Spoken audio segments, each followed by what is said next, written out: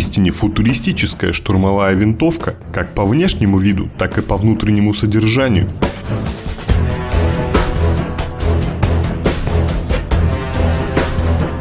Нескольким оружейным компаниям в 60-х годах было поручено решить одну насущную для армии проблему – весьма большую массу боеприпаса для ручного оружия.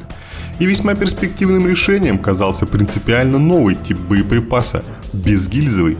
При этом прелесть такого боеприпаса была не только в отсутствии дополнительной массы гильзы, а еще в отсутствии необходимости ее экстракции, да и стоимость такого патрона должна была быть меньше при массовом производстве.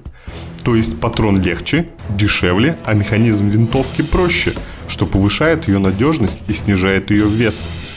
За изготовление безгильзового патрона взялась Dynamit Nobel AG, и, пройдя множество трудностей и модификаций, к середине 80-х он обрел свои окончательные характеристики: 4,7 на 33 мм, массой чуть более 5 грамм. Изготовлялся патрон из прессованного пороха, покрытого горючим лаком, со специальным отверстием внутри.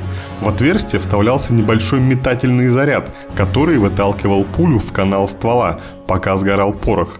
На конце патрона была пластиковая заглушка.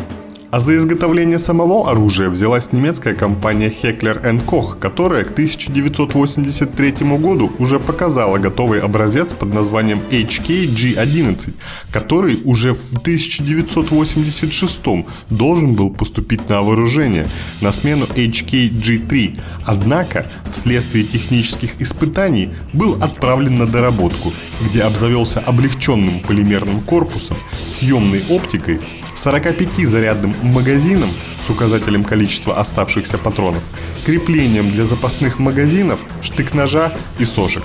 Обновленный вариант получил обозначение G11K2.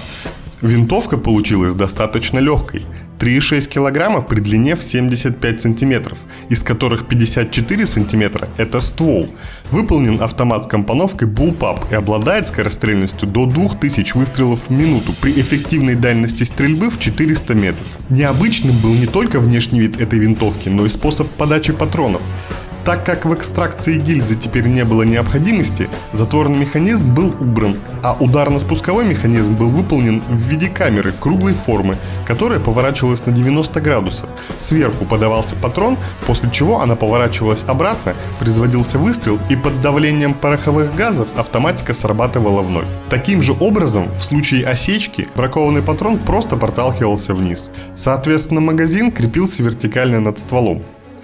Также из особенностей можно выявить отсутствие отдачи первых двух выстрелов, так как подвижная часть механизма доходила до крайнего заднего положения только на третий выстрел.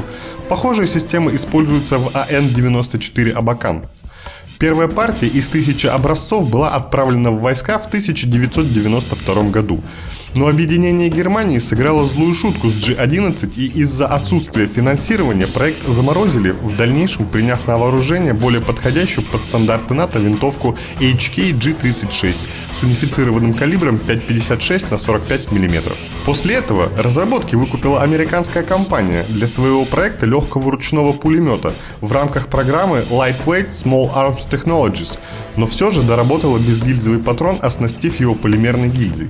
А вот система подачи патронов тоже не осталась в стороне и перекочевала в бельгийский пистолет-пулемет FN-P90.